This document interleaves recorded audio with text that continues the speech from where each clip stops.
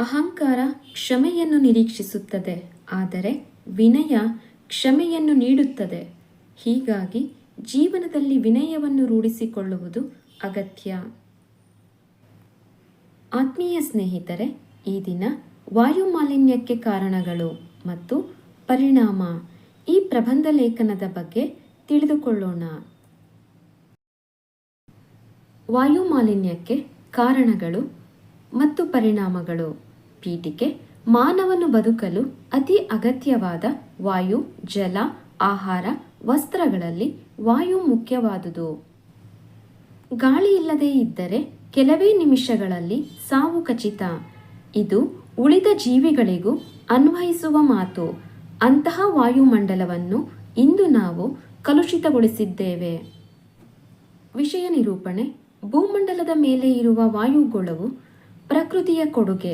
ಇಂತಹ ವಾಯುವಿನಲ್ಲಿ ಪ್ರಾಣವಾಯು ಎನಿಸಿಕೊಂಡಿರುವ ಆಮ್ಲಜನಕವು ಹೇರಳವಾಗಿದೆ. ಆದರೆ ನಾಗರಿಕತೆ ಬೆಳೆದಂತೆ, ಯಂತ್ರಗಳ ಬಳಕೆ ಹೆಚ್ಚಿದಂತೆ ವಾಯುಮಂಡಲವು ಮಲಿನಗೊಳ್ಳುತ್ತಿರುವುದು ಹೆಚ್ಚುತ್ತಿದೆ. ಇದಕ್ಕೆ ಕಾರಣಗಳು ಹಲವು. ಭಾರೀ ಯಂತ್ರಗಳಾದ ಕಬ್ಬಿಣ, ಉಕ್ಕು ಕಾರ್ಖಾನೆ, ಹತ್ತಿ ಗಿರಣಿ, ರಾಸಾಯನಿಕ ಕಾರ್ಖಾನೆಗಳಿಂದ ಹೊರಬರುವ ಹೊಗೆ, ಧೂಳು ವಾಯುಮಂಡಲವನ್ನು ಸೇರುತ್ತಿವೆ. ವಾಹನಗಳಿಂದ ಹೊರಬರುವ ಫ್ಲೋರೋ ಇಂಗಾಲ, ಶೈತ್ಯಾಗಾರಗಳು, ಫ್ರಿಡ್ಜ್ಗಳಿಂದ ಬಿಡುಗಡೆಯಾಗುವ ಇಂಗಾಲ, ಕಾಡಿನ ಬೆಂಕಿ, ಪಟಾಕಿಗಳ ಸಿಡಿತ, ದೊಡ್ಡ ಕಸದ ರಾಶಿಗೆ ಬೆಂಕಿ ಹಚ್ಚುವುದು, ಇವುಗಳಿಂದ ವಾಯು ಮಾಲಿನ್ಯ ಉಂಟಾಗುತ್ತಿದೆ. ಮಲಿನವಾದ ವಾಯುವನ್ನು ಸೇವಿಸಿದ ಮನುಷ್ಯನಿಗೆ ಹಲವು ಬಗೆಯ ತೀವ್ರ ಸ್ವರೂಪದ ಕಾಯಿಲೆಗಳು ಉಂಟಾಗುತ್ತವೆ. ಶ್ವಾಸಕೋಶದ ಕಾಯಿಲೆಗಳಾದ ಕ್ಷಯ, ಅಸ್ತಮಾ, ಕೆಮ್ಮು, ಕ್ಯಾನ್ಸರ್, ಹೃದಯದ ತೊಂದರೆಗಳು, ಅಲರ್ಜಿಗಳೇ ಅಲ್ಲದೆ ಅಧಿಕ ರಕ್ತದೊತ್ತಡ, ಮಾನಸಿಕ ಖಿನ್ನತೆ ಮೊದಲಾದ ಮನೋವ್ಯಾಧಿಗಳು ಉಂಟಾಗುತ್ತವೆ.